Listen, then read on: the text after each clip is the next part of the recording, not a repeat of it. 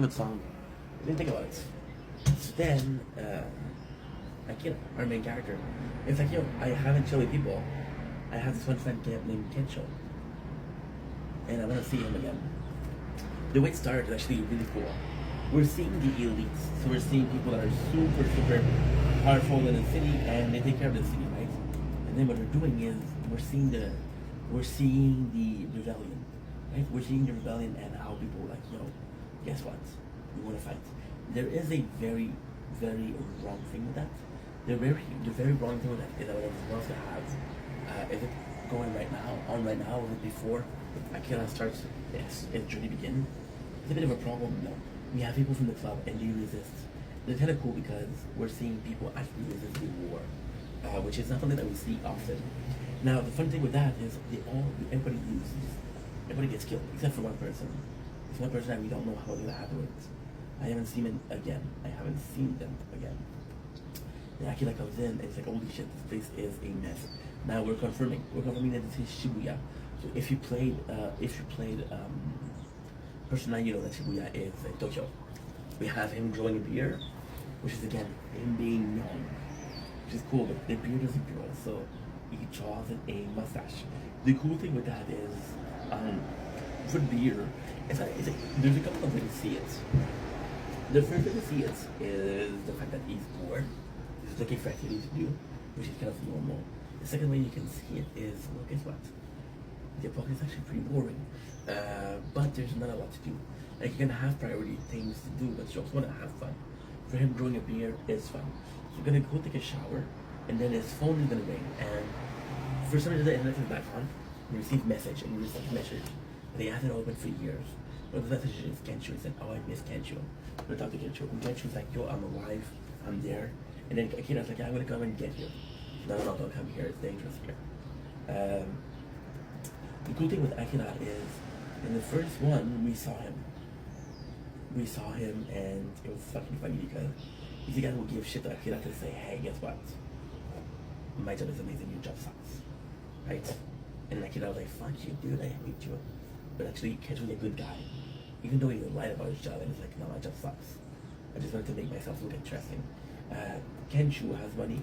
So he ends up into a whorehouse, and the whorehouse is like, yo, he's in the bondage room, so there's something which he's attached. And then he's like, we're seeing the part where he's bragging about his job, he's bragging about his life, and about his girlfriend. Akira gets mad at him, and Akira's like, "You feel bad about it?" He's like, "I'm gonna save you. I'm gonna save you. I'm gonna save you. I'm gonna save you." It's kind of cool because Akira goes to save his friend. Now, ultimately speaking, it's also a very powerful trope because with his friend with Akira, this is actually a really important moment. So this is Akira. We don't know how many friends he has. His best friend is Kenshu. He says Kenshu, which is good. We don't need to know that he has a amount of friends. We don't need to know that these guys are important for him. He has parents that are alive, and he has Kenshu. Also, Akira's first kind of leadership role is he used to play rugby together, him and Kensho, and he used to have with Kensho, and that kind of pushed Kensho to want to become a comedian, right? So that's Akira influence on the world. They see a lot of heroes from mangas. Not necessarily what they do, is how they influence others. It is super important. Fun fact, I just finished watching My Hero Academia, and the biggest flex of Midoriya Izuku, is that he influenced people that are stronger than him into fighting, right? So then you're seeing the whole thing and get to a bad position. I don't know what to do. So Akira, what he does is actually kind of super cool. He goes in with a car. So the car, and this is kind of fun because I love Sub 100. I love 100. What a great show. You see, the girl that we saw in the last episode, right? We know that she watched a lot of some movie. The car horn was possibly her, right? So he just copies her, and he moves the car horn, and everybody leaves. Now, doing this, we save another person. The person is at least from the beginning. We don't know how it's going to play out, but still. I think they're preparing something. They're preparing something, like, for example, this guy is very influential. He's going to have his own journey for the good, which is all things at Akira. So they go for jump from building, and they jump. They're willing to save themselves. Because the zombie cannot jump, and I cannot jump, and he makes it, he's telling me, can't you jump? He's like, no, I can't jump. I'm an asshole, I'm a loser. I told you my job is this. And then Akira said, what you want to do? I want to become a comedian. So he said, jump and make me laugh. So Kenshu gets naked, which is for him funny. He didn't succeed, he jumps, they party, and they have some beer. It's actually a really wholesome moment. See, I'm gonna get some hate for that, but Akira and Kenshu have a lot of pro moments, which is kind of cool because we like pro moments. With the addition of the two girls, Shizuku and I don't remember her last name, they are a great ally. So now we have Akira, right? We're getting the list, which is super cool. They're chilling on a roof. The roofs are the best. They're the easiest to protect. They're the best, but they're also the hardest to leave. So then they kind of go on a motorcycle. They'll leave, which is kind of boring, but they just leave. Now, was it boring? Because the whole narratively speaking is going very fast. It's a bit of a slower. Now, ultimately speaking, there's a narrative aspect to it, which is kind of interesting. Are they slower because Kensho is slowing them down?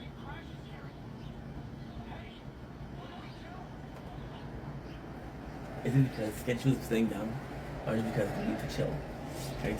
Now, there's another person driving, which is kind of fucking cool because it's a zombie, and now he's faced with a situation of, see, it's nice because in season 1, episode 3, episode 4, which was Flight Attendant of the Dead, he goes to the city, and he finds that the situation is kind of dire, and he's like, okay, well, there has to be a survivor in the city. The city is huge, right? So he doesn't know where to go, and you see that half of been blocked out by zombies. So then it's the first time where I don't know what to do, but I have to figure out something. So you're gonna see Akira being kind of smart. What he does is he wants to buy a house in an elementary store, which is filled with people surviving. And it's kind of funny because they're flight attendants. So this is again with the Japanese culture. So the Japanese culture apparently, flight attendants are like models or like shit like that. So they really want to go. Now it's kind of cool because Akira wants a girlfriend. This is to start with Kenshu being very popular with the girls, Akira being not being, and Akira's like, oh, I'm gonna make a girlfriend. And he slowly makes a girlfriend. So he had the flight attendant, and at the same time, what happened is, attendants, one of them is bitten. So she's like, okay, well, I'm gonna transform. I am gonna transform, which is nuts because everybody gets to transform. Kenshu actually managed to have sex, which is kind of cool.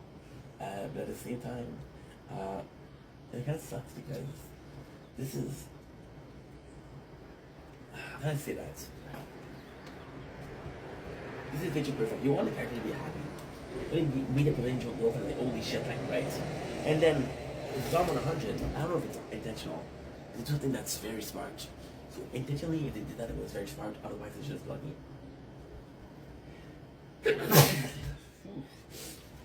Because you're so used to them doing something that is very unoriginal and very zombie-ish.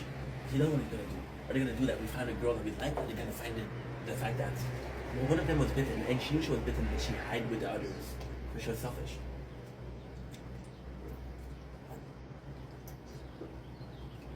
You know? And this will happen. Give me a sec.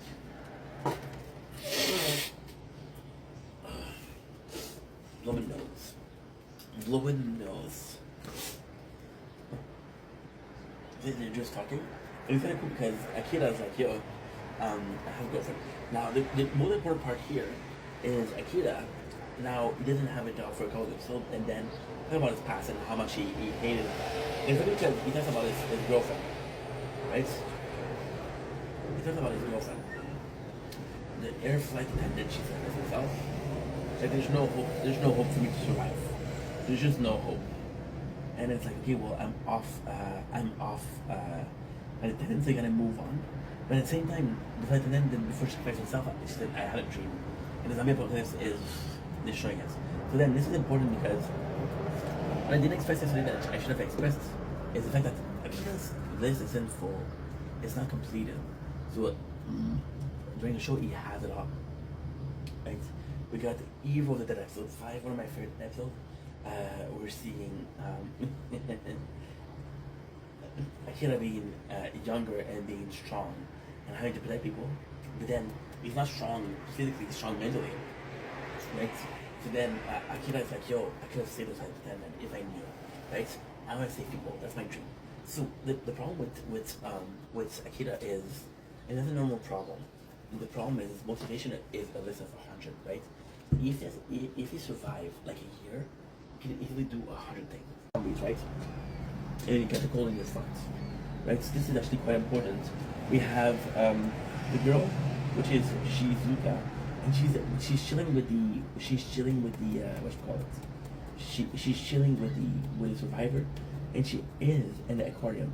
The aquarium is actually super important because it's a source of food in the city. I know it's hard to say, but you can kill the shark, you can kill the fish. Now what happened is the aquarium is full of zombies, and this is kind of complex because this is the very first time that something happened. So for example, Akira saves a girl in the beginning of the episode, right?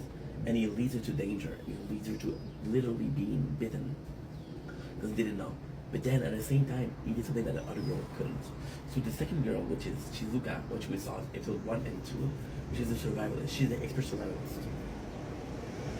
Saw the girl and didn't save her. She could have saved her. But then she was like, well, this is a fucking dumbass, but he saved her. And this actually put her in danger because of him, she got bitten. It's not because of him. It's because of the place that he chose to bring her in. And then she got bitten, right? Well, I forgot to check out the guild. They were supposed to say something.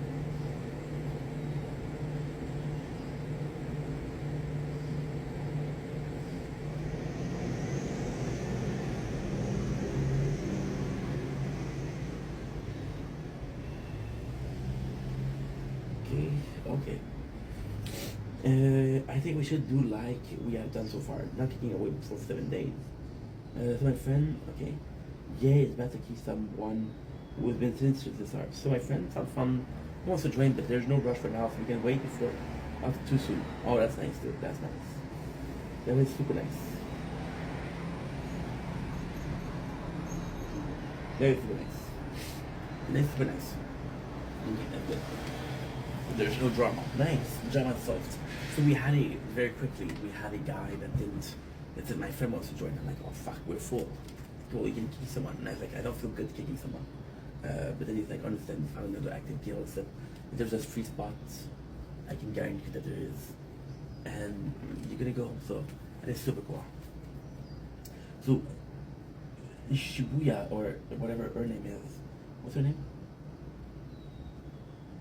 I don't know. I don't know her name. I did it yesterday. I don't know. Okay. What's her name? No. She's like, yo. And then the funny thing is, some part of her, because again, it's in her backstory though. So her backstory is her father was really strict with her. Really strict. And then she had a dog and she had to save the dog, which made her want to become a doctor. So then she sees the girl and she wants to save her, just like Akira, but it's too dangerous. So she's like, yo, I can save him, but I can't save her. And then Akira goes in and is like, yo, I'm going to protect you. And she's like, you're so fucking stupid, you're putting your life away from a stranger. It's like, yeah, but my life is worth more than somebody else. I'll save her.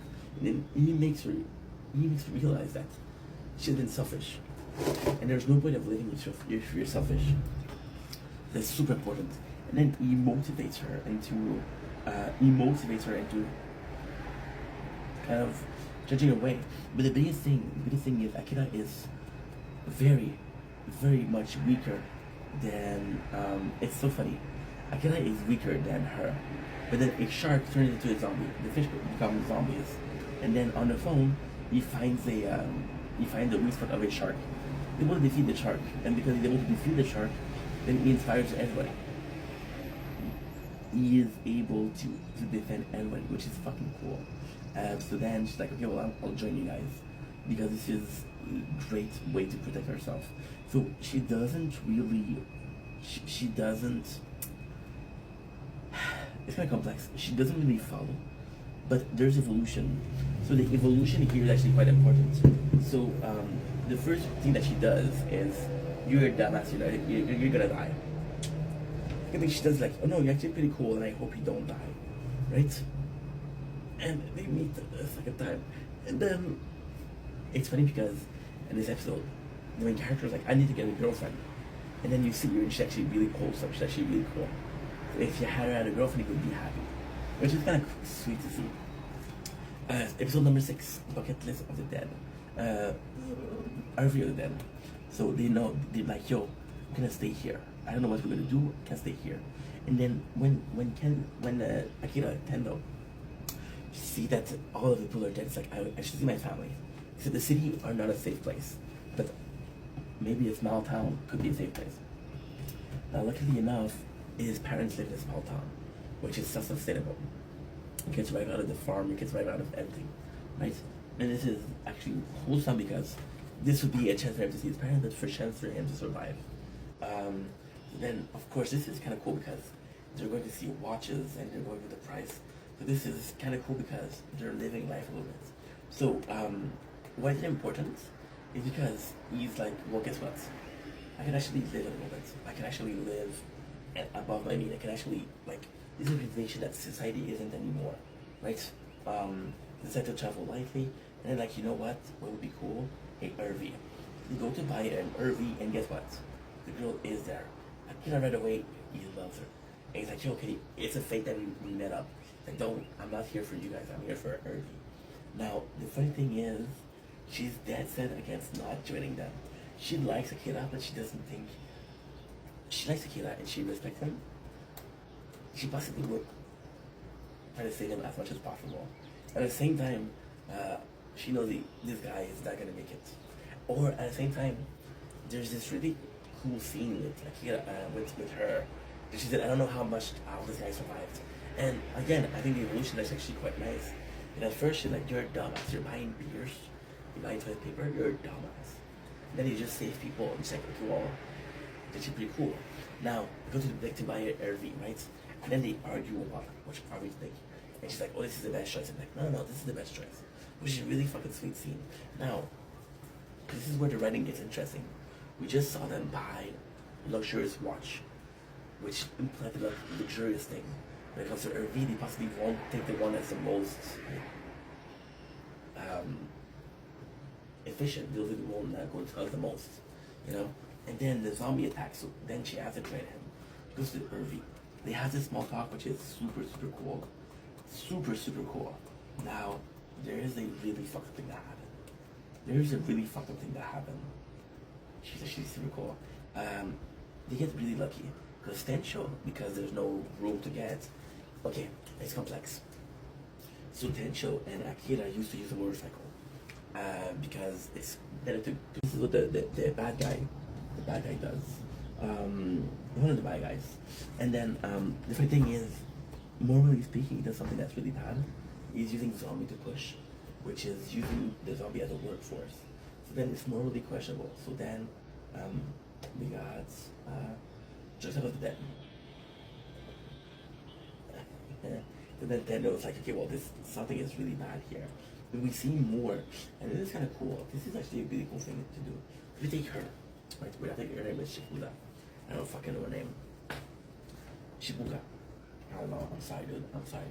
And Shibuya, since it's a chocolate, and since narratively speaking, that's interesting. It's just about fixing fences and discovering what's wrong with society. It's like Walking Dead with Woodbury. We get some backstory on her. Now, ultimately speaking, I'm going to be honest, I'm going to complain a little bit. We don't get a lot of backstories on Tencho.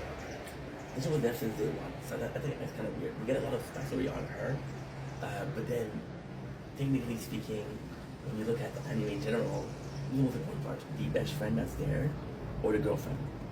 And a lot of times it's the girlfriend. It is the girlfriend. They can show like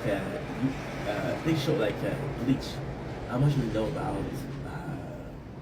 Ishida? How much we know about Shad? They can show like One Piece. How much we know about Zoro? Not a lot. How much we know about like Gohan? We know a lot about Gohan. So it is kind of nice because this is an anime trope. Bye. Ça va bien? Bonjour. Ça va bien? Good. C'est beau, hein? Oui. Good. So you know, like a super important because we're respecting. So far, we've been respecting a lot my neighbor. We're respecting a lot the zombie trope, not so much the anime trope. This is kind of cool. So we see more of her. In her whole past, so she was the daughter of a very serious businessman. It's like, yo, I'll teach you the way to go, and I'll teach you the way to go, and if you listen to me, you'll be very successful. Now, the cool thing with this is the guy's abusive, and her father was abusive. So it's kind of the same thing. And then she recognized that the father's an asshole. She also recognized that the boss is an asshole, right? And even then, we see her hide this puppy, right? And then he killed the puppy. And she's following him, and she's like, I'm not gonna survive. Now, there's a huge part of her meditation. It's like, Tendo, I'm hard with you, the boss, because I believe in you. And then he says, I don't want you to die. I can protect you here. Don't think about it. You just have to work for me. I'll keep you safe. I'll treat you like a normal person. I'll treat you with respect. And you'll survive. Which is full of shit. And then, Tendo, he started to believe in it. Yeah, I'm just saying, employees don't really survive out there. I can't really survive. Which is actually pretty bad. So yeah. Manipulation. We're seeing more of Shibuya, and it's kind of funny because the girl didn't join them yet. She didn't join them. This is actually a really cool thing. So they go on a supply run, right? And then a zombie goes into the truck. So when they're gonna come back to the camp, a zombie will be in the truck, which possibly will put the whole entire camp in danger. So the girl, she didn't decide to join yet. She goes back to the earth and she finds this in the bed. And she's like, this is a good idea. And she adds some of this of her own. So this is actually really fucking cool. Now Tendo is in there and she saved him. She's like, yo, you're a dumbass if you follow him. You're a dumbass because people that are abusive are always abusive. Now but the cool thing is she talks about this the whole entire time. Right? And the whole entire time it's kind of crazy. Kind of super fucking crazy because everybody realizes how much of an asshole he is. So then what happened is she gives him the list. And she's like, yo, you can either spend your life safely behind those walls, or can do this. And she gave the list. Now, the cool thing is they leave, and then we have the zombie outbreak, which transformed everybody, and his whole camp was there. His whole camp is fucked up. And they have a choice: do you save the Afro boss, or you let him die? Right? I would have saved him. They saved him, which is kind of cool because they saved a lot of people. Now that their truck stops are done, and the crew leave, and it's kind of cool because you're seeing that he chose freedom at the end, right? So why is that important? We're gonna stop here because it's getting hot, and this is overheating. Sushi in offspring. Episode number 8. So we're more than half already. We'll finish it today. Oh yeah. Is Akira got kind of pushed into the survival thing, the zombie thing. He didn't really choose freedom. It's like, okay, well, this is my chance at freedom. And then when put in a situation where he has to choose, he chose the wrong thing. And then in the end, he chose the right thing. So this is actually quite cool. Anyway, trade show. We'll keep going on until we're finished. Sadly, we're almost done. So yeah. Love you guys. Take it easy. Peace.